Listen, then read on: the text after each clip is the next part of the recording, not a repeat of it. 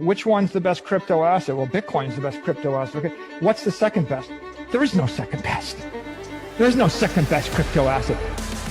Hello, friends, and welcome to the Why Bitcoin Show. I'm your host, Dale Warburton. It's a weekly podcast on why Bitcoin matters and what makes it completely different to all other cryptocurrencies. If you're interested in Bitcoin and you'd like to distill crypto fact from fiction, you've come to the right place. All right. So today I have got my first female guest, which I'm really stoked about, Carri Cee. How are you going? Wonderful to be on board, Dale. I wondered if I might be one of your first women. I'm very excited to represent women in this space and to, I hope and trust, on board maybe some women who may be listening, because this is a very male-dominated space, but it has enormous value to women.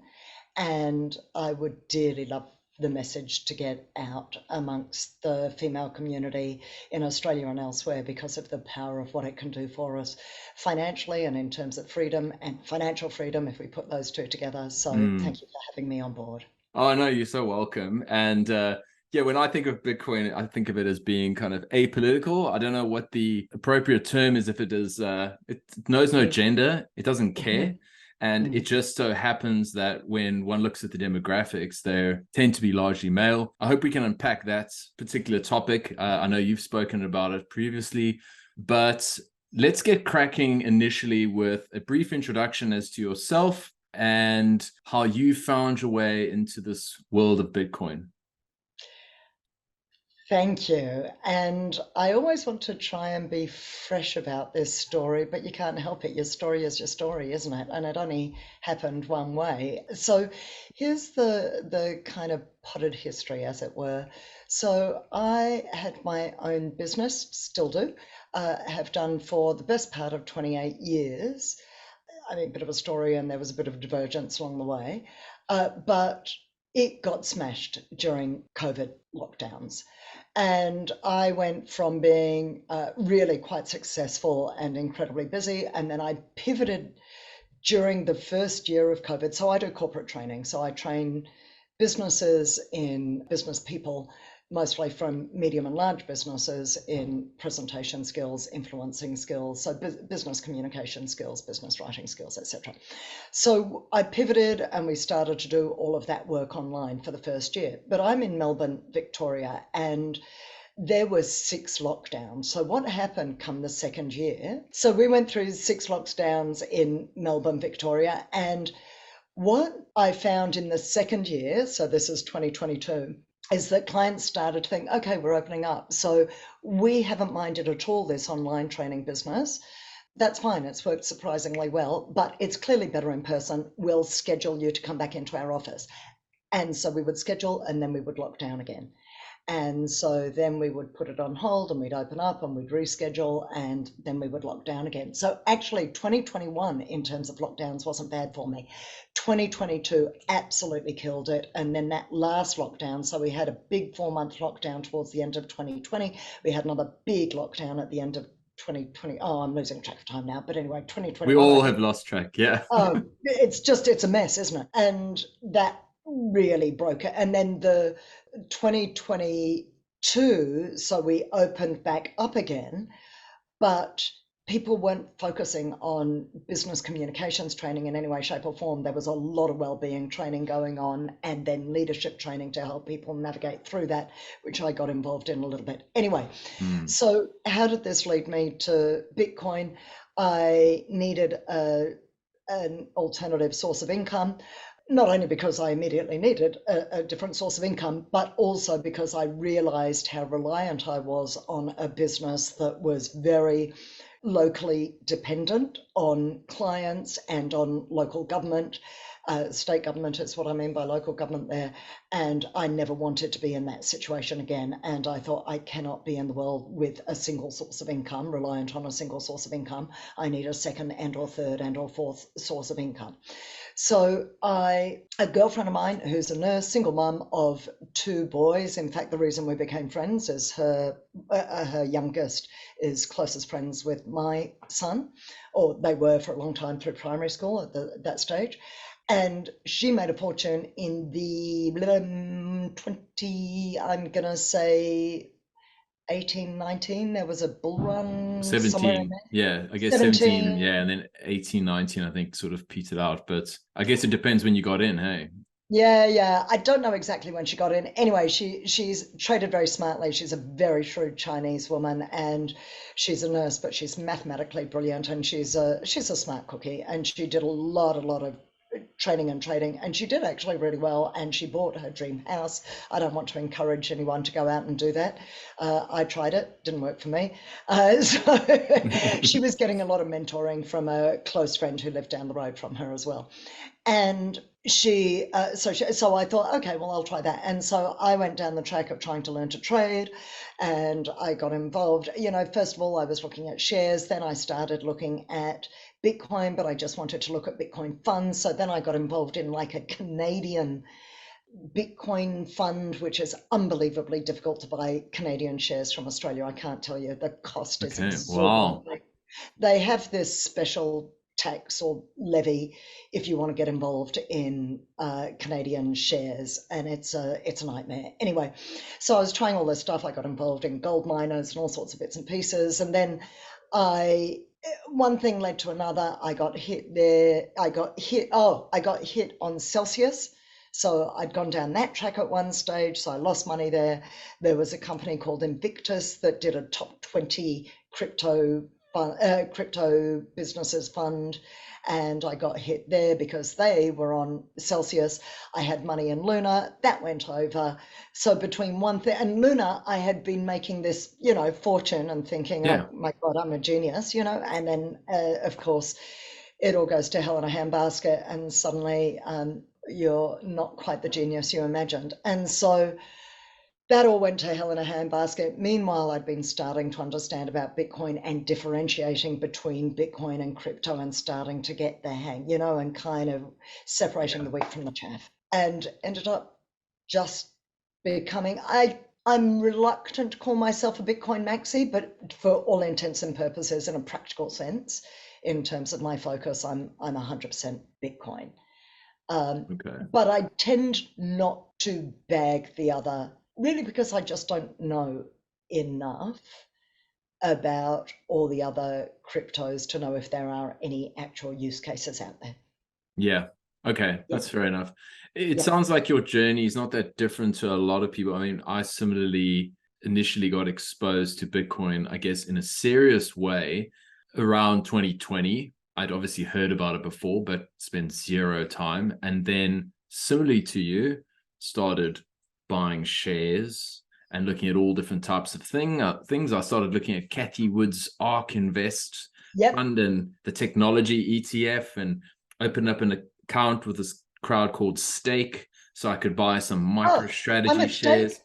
Yep. Yeah. So I started doing all this sort of stuff, and I said, oh, I need diversified portfolio. And if anyone who actually was a fund manager looked at my share composition, they'd be like, you are just way long on tech. These are what we'd call like high risk or high beta stocks.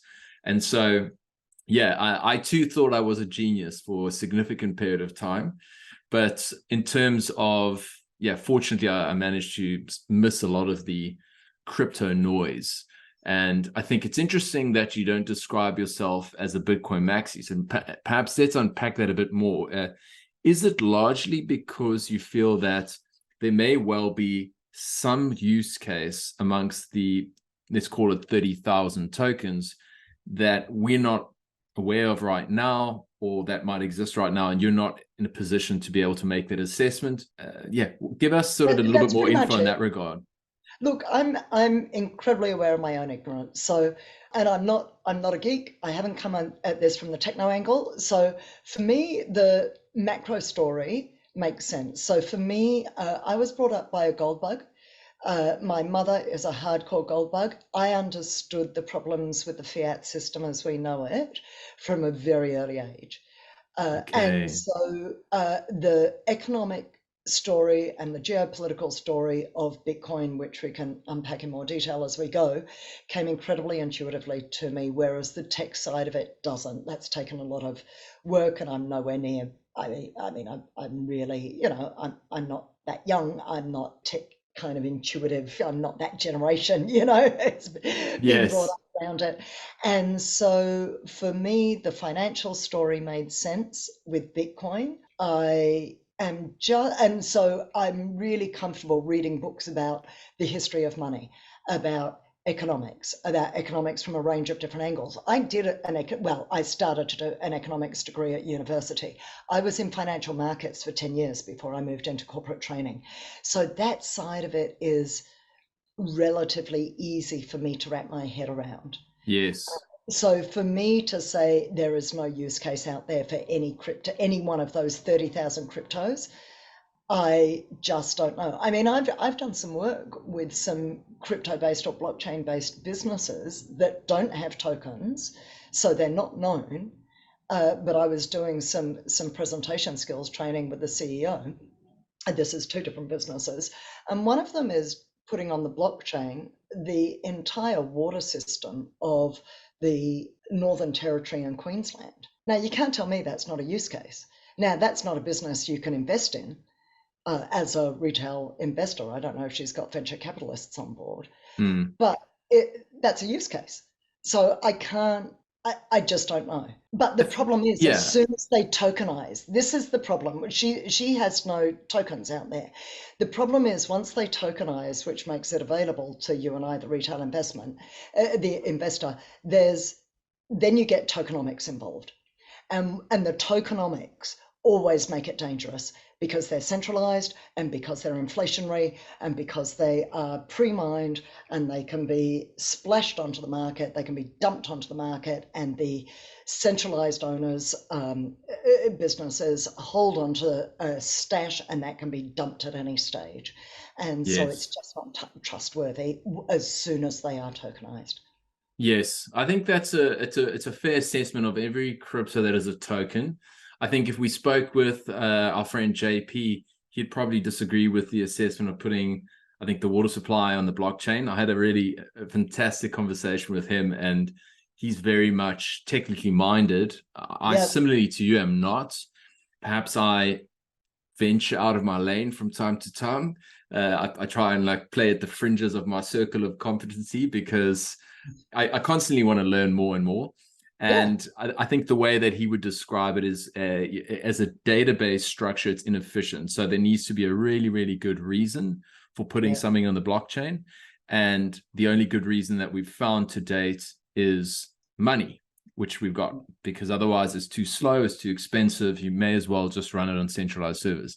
Again, that's yeah. coming from it's a pretty high level view, but it tends to be the view that I subscribe to. And to that extent, I would say I am a maxi. I don't necessarily believe that the others will have value in the long run. But in the intermediary period, the one thing that I can't just get my head around is the fact that we've got things like stable coins on Tron, which are, it's with all of these different coins that to me, it's sort of like, okay, I built a Ferrari and it's got, I'm just going to make up numbers because I'm not a car guy. I'm never going to do that. But let's say 200 horsepower. And then another one comes and goes, we'll do 205. And the next one comes and like, no, that's silly. We do 250. So that's the way I'm kind of looking at cryptocurrencies. They want to just compete on speed. And that's what they're really focusing on. How much can we churn through here?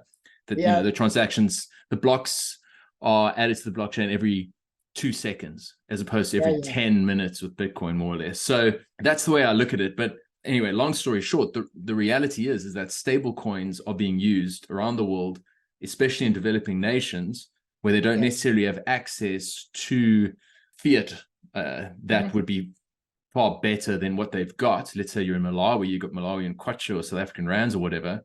I'd rather have, dare I say, a Tron-based USDT, dollars stable coin.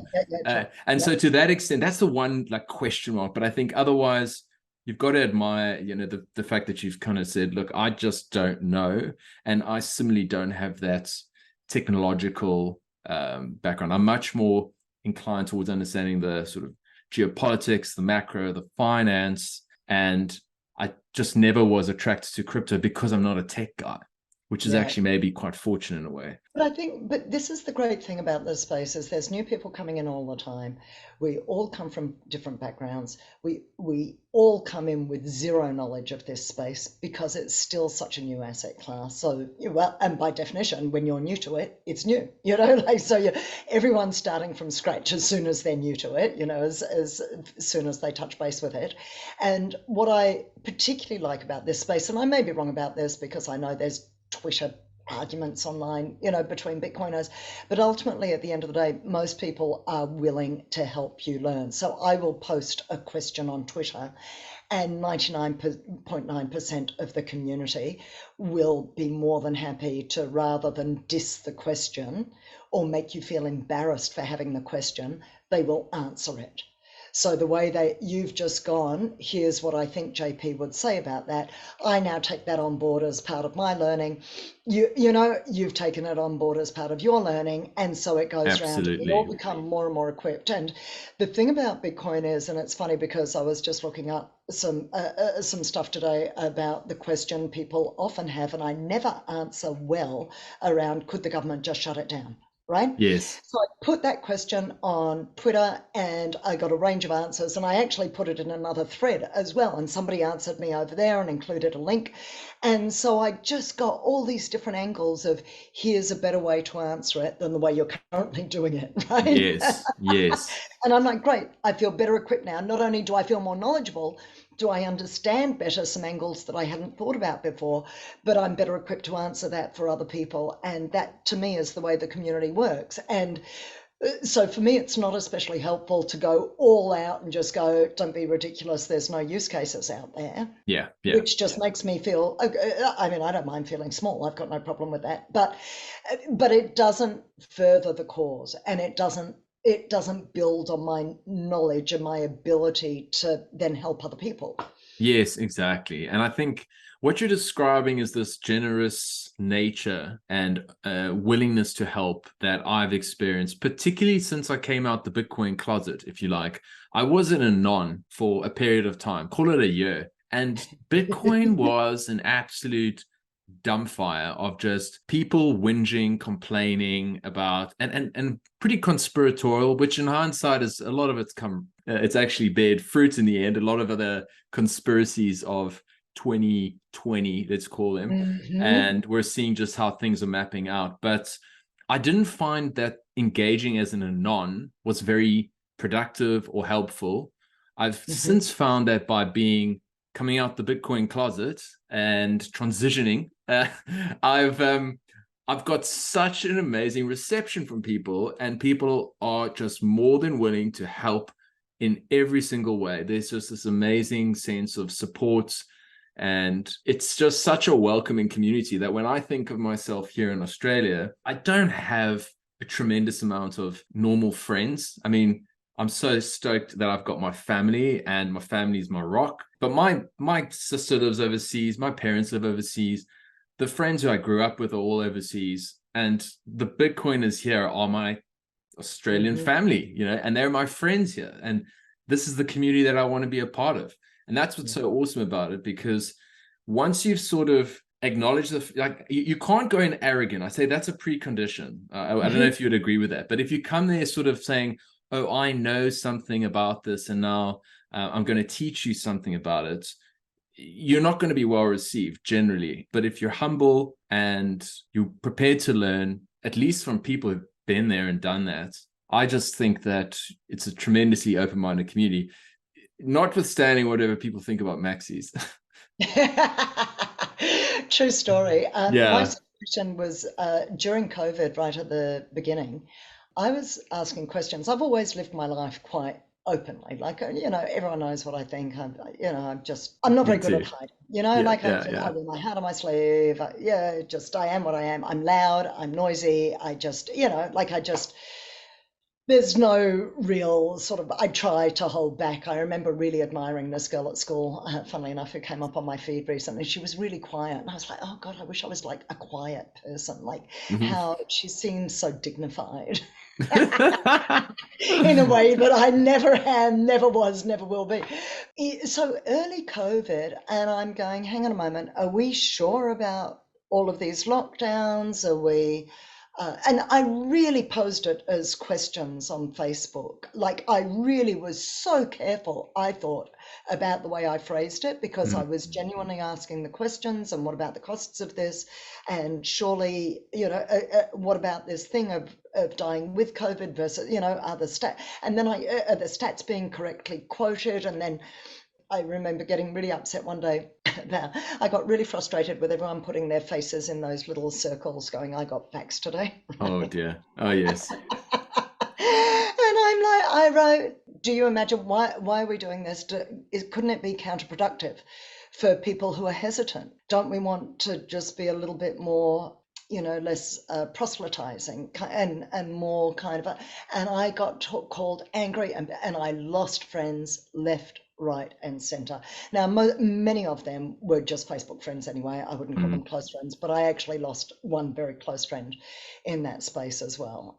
One, like, she's been my closest friend in Melbourne for 20 years. It's And we sad, met, hey? It's sad that yeah, something like really. that can break such a what was perceived to be such a strong friendship, under the right sort of circumstances with sufficient propaganda and fear. Subsequently, all of which has been proven to be absolute garbage. Like everyone sort of was promoting the idea that we need to go and we're all in this together, and no one was caring about the data. Nobody cared about the cost. There was no cost benefit analysis. And as someone who's like a freedom maximalist, I just think to myself, you do you, I'll do me, and can we just like move on here? And yet it was very disappointing to see more than 95% of the country effectively just say, okay, tell me what else, tell me what else. So, in a way, like we could be frustrated and we could be disillusioned, but in both of our cases, is it not true that we have subsequently found something that's really, as our friend Izzy calls, the bright orange light, and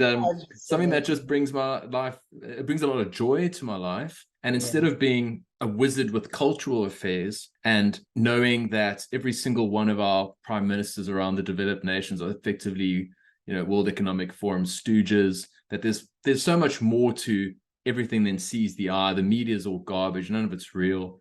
Why spend time on something that's actually negative, that makes you frustrated and angry and that you can't control? Focus on what you can control, focus on yourself. And this is just something like, and so Bitcoin is that for me. So I'm just like, Mhm.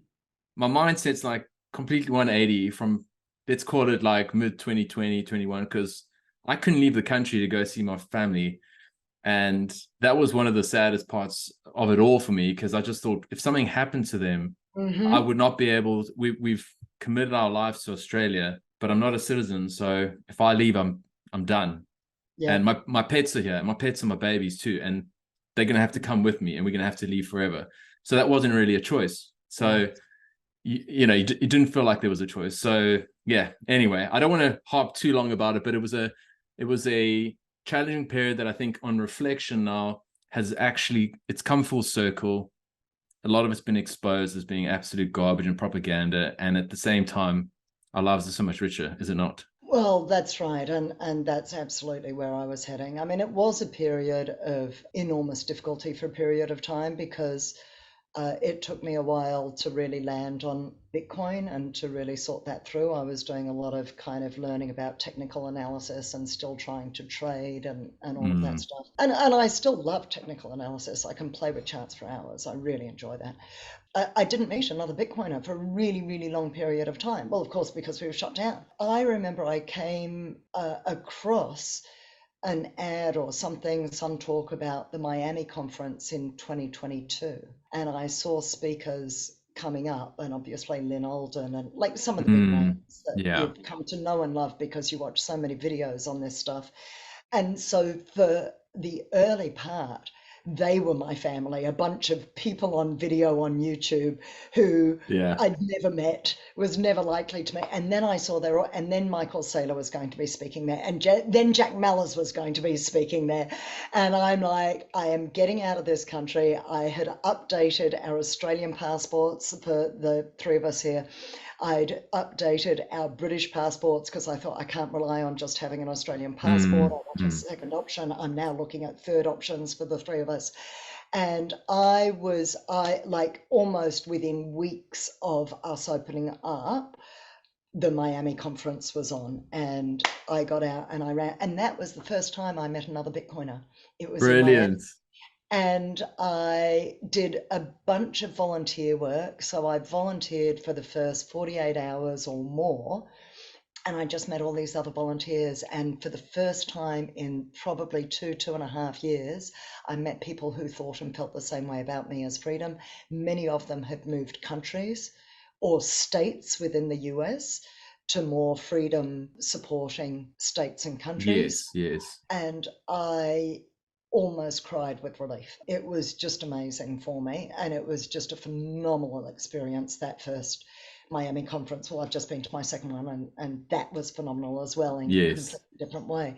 And then it was a little while longer before I can't remember which way around it was. I then started the podcast, my own podcast, really because I wanted to meet other Bitcoiners. And it wasn't until after that that I think I finally found out about the Melbourne Bitcoin meetup and met some other Melbourne Bitcoiners. So it was all kind of asked about for me. It was international, then it was online via the podcast, and eventually it was some local Melbourne Bitcoiners, you know? Oh, that's cool. I mean, unusual order, of course, but yeah, I think both of us probably you went one way, I went the other, because that, I think, was it May 2022 when the Yep. unwashed could actually leave without permission.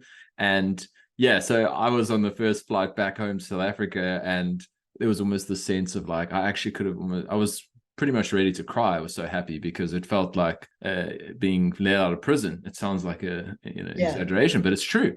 And it's amazing, the point you make earlier as well about meeting Bitcoiners in the flesh. I can't tell you how much that's changed, again, the way you feel about the community. Twitter's not real life.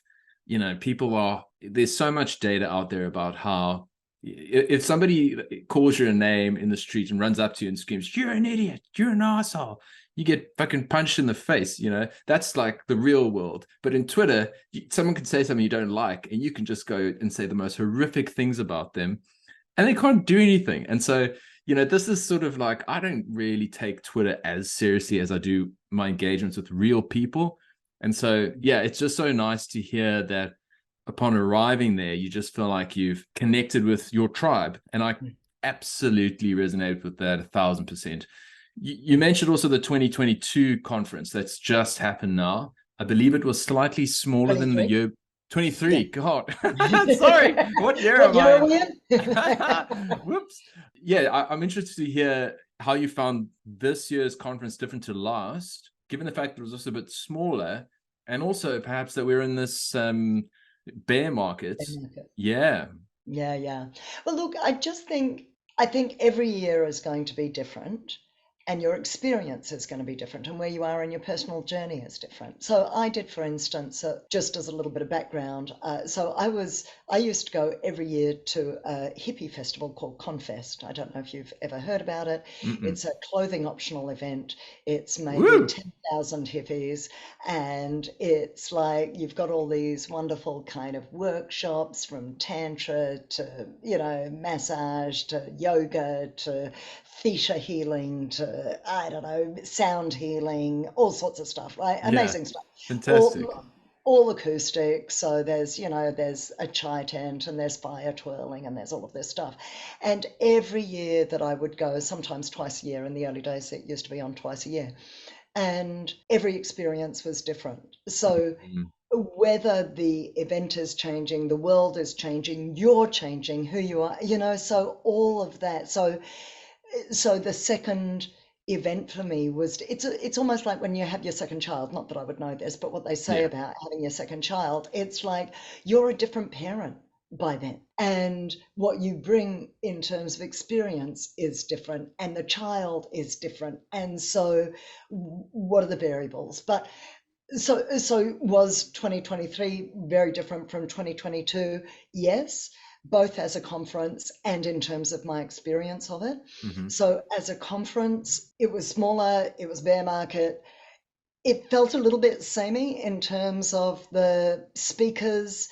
What was different in terms of the speakers was there was a lot more political speakers in there. Oh, yes. Which was really interesting, that we've got this level of engagement with Bitcoin at the political level. And we had not only 5 US politicians, but we had someone from Indonesia as well.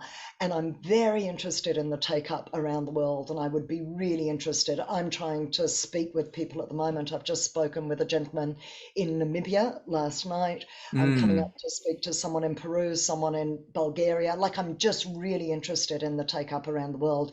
So to hear this politician who is representative, I don't know what the right term is, for the whole western region of Indonesia, talking about mining and the thermal power they've got through volcanic energy and the encouragement of Bitcoin mining in that western region. And he is competing for, he will be going for the presidency or the prime ministership, I'm not even sure which it is, of Indonesia.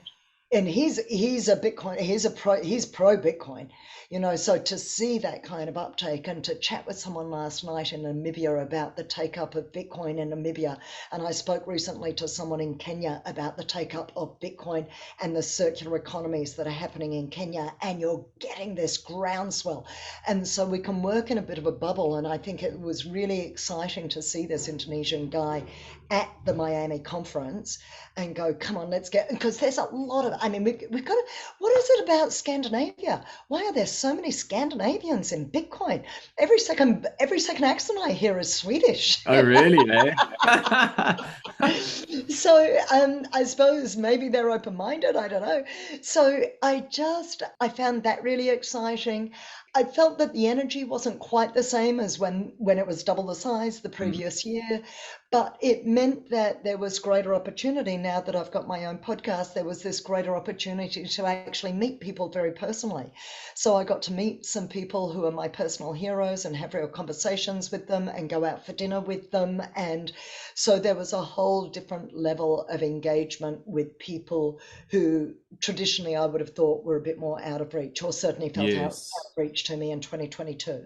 Yeah, I heard about your dinner on that Twitter Spaces you had, and I was like dumbstruck, because I was like, oh my God, I can't believe it. The people you're hanging out with, James Lavish and Mark Moss, and I was like, are you serious? Like, and it's so amazing how that these kind of people are just willing to engage with us. And I'm certainly not calling you a pleb, but we aren't really names. We aren't really names, you know. And I'm no one.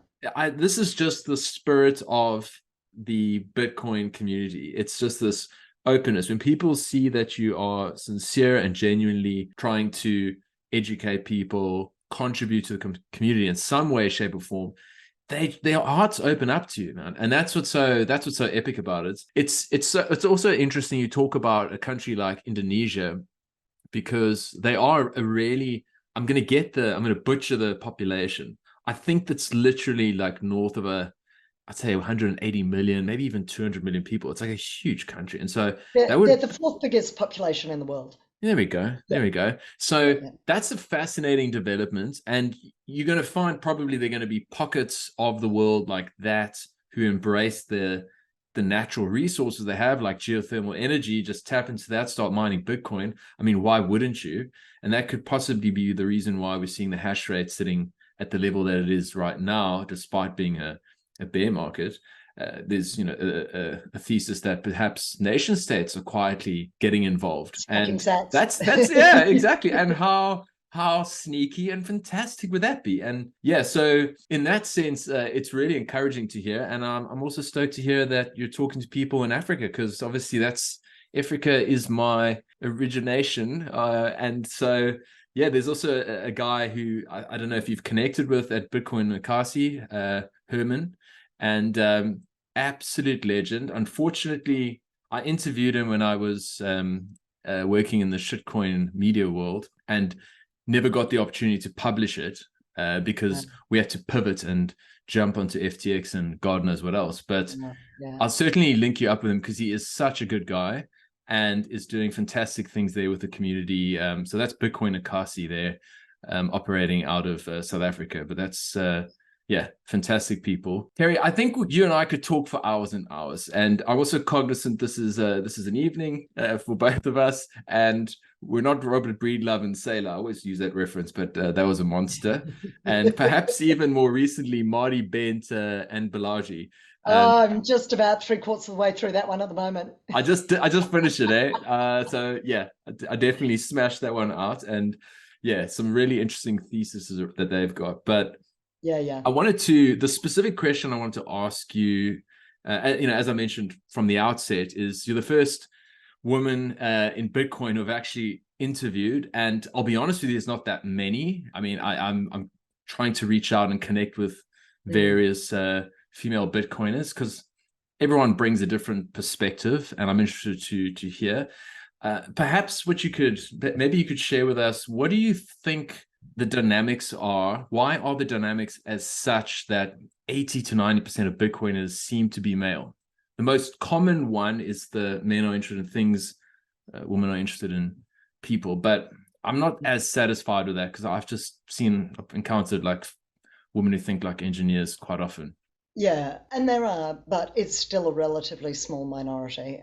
And then not only that, in terms of women the women who are in Bitcoin don't always want the limelight, don't always want to be seen and heard, or may not be entirely comfortable in the public space for one reason or another, and might be just quietly stacking sats and doing their thing or setting up miners in the background.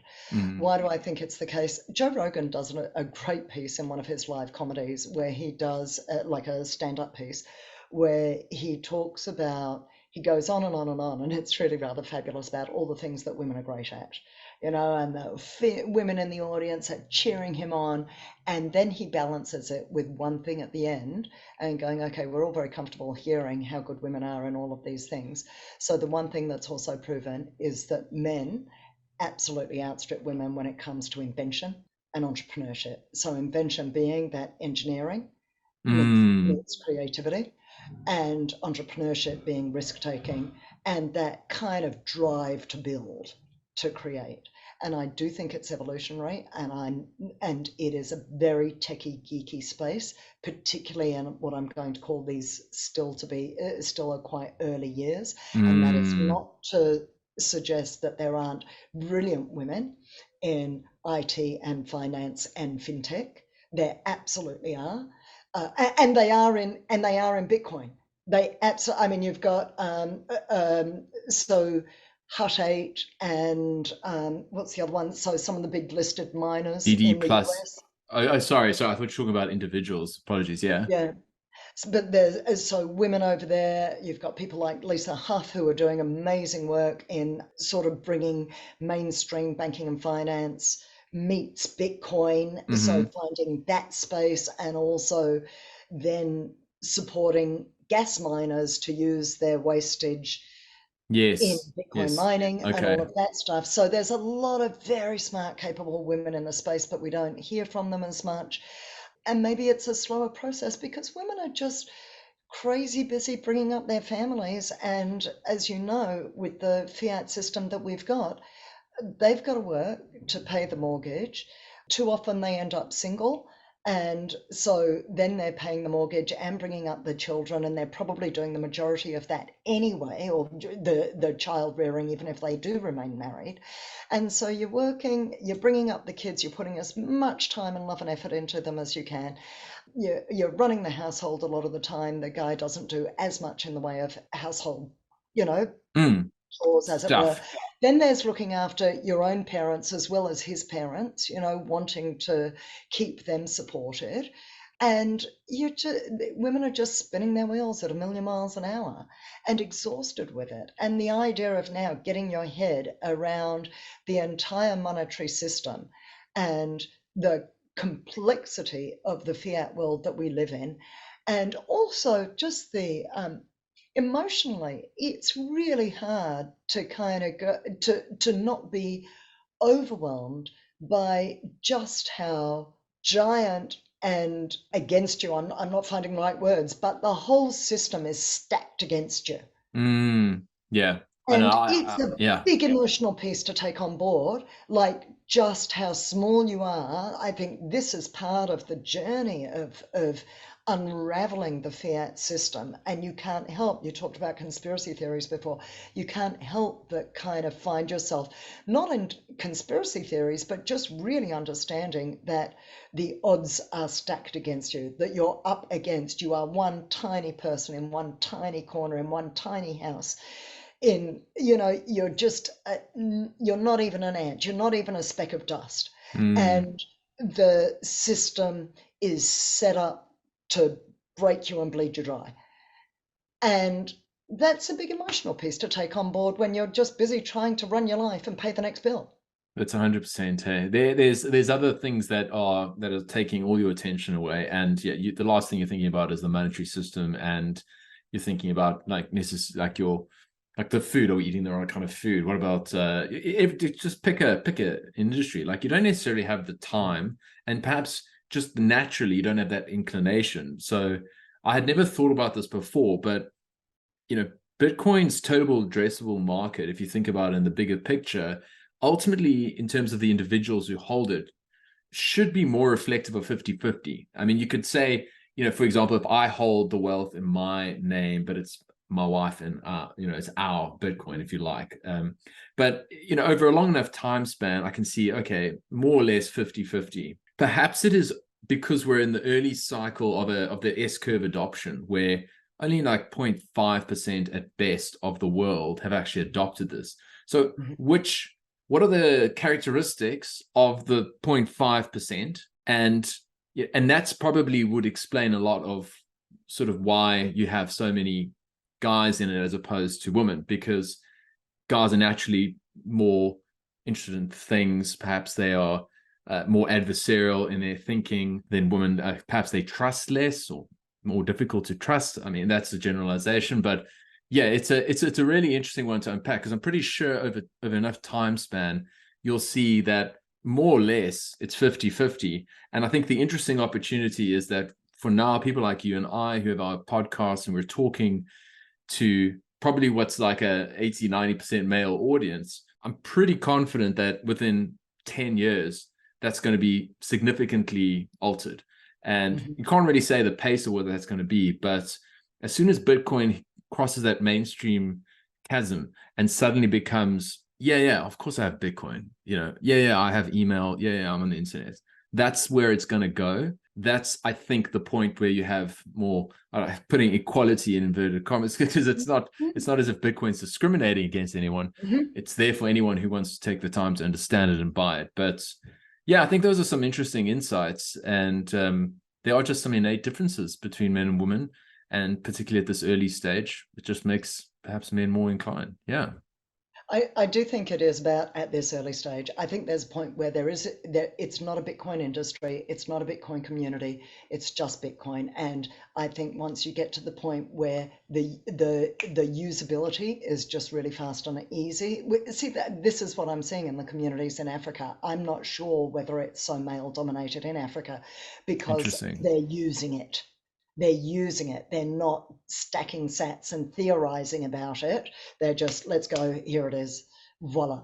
And I think women who are unbanked in those places, who get, I can own this on my phone, just send it over to me. Right now, I've got it, just like giving you a $20 bill, voila.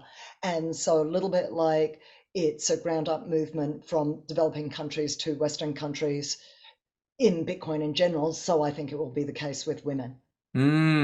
Yes, absolutely. Because Lynn Alden talks about this with women in Afghanistan, for example, that aren't allowed by law to have money in their own name. And this is now a tool for them to actually physically get that, secure it themselves, as if they were holding a bag of cash. And instead of it sort of, like losing purchasing power like nobody's business, instead it's doing the opposite. And yeah, it's really is in that sense a tool for financial freedom. And it's very exciting to see what's happening in these developing nations. It's really hard for us to even create solutions around them, because even when I know South Africa because I lived there for 34 years of my life. When I spoke with Bitcoiner Carri Cee, Herman, I realized that I don't know anything. actually, because I didn't live in a township. I didn't have a spaza shop. I didn't have great cash flow problems. I didn't have all these difficulties. So I didn't have trouble. I didn't have to go spend like half of my Saturday standing in a queue to go pull my cash out the bank because I didn't trust the bank.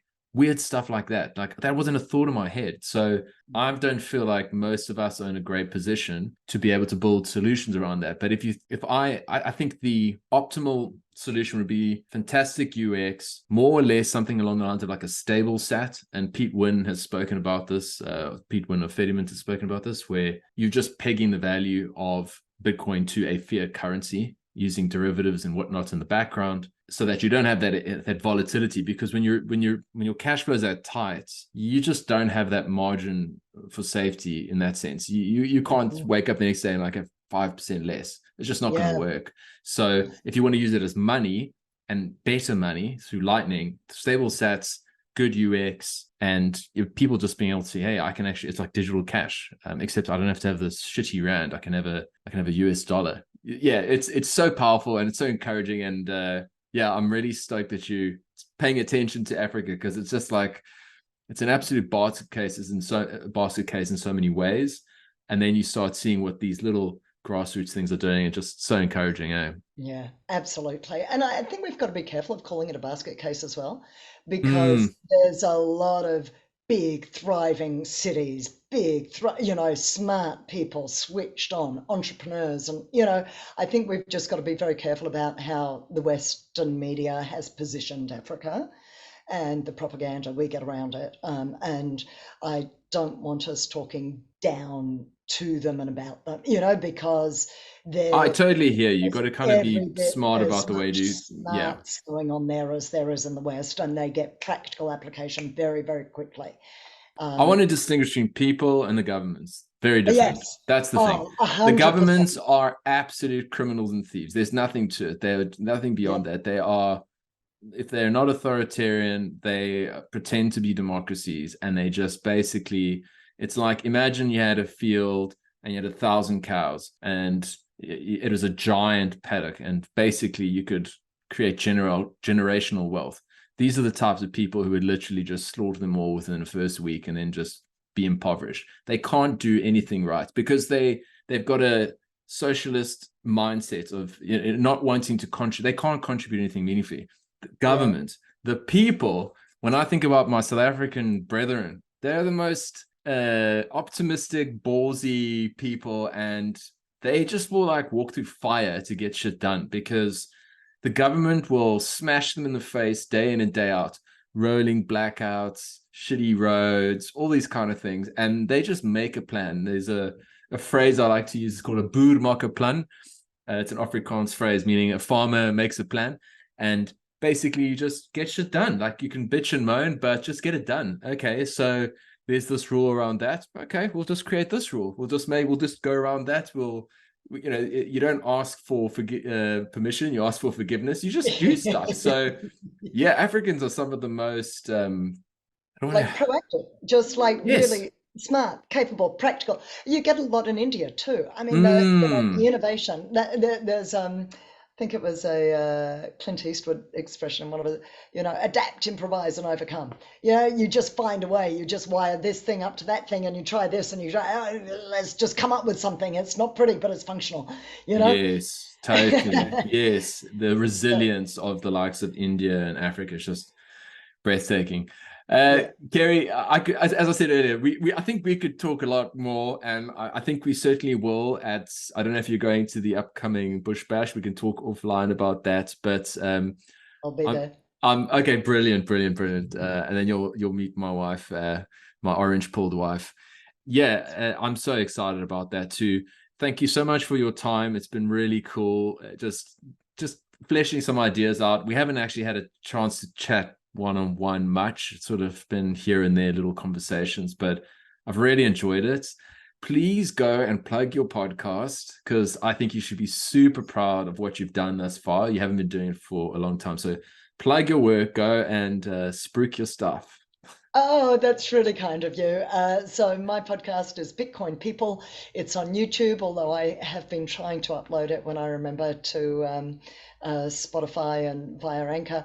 It's more like it's getting to know, it's not dissimilar from yours. I try to aim it at people who might be relatively new to Bitcoin and try to uncover people's personal stories a little bit. So it's about getting to know the community.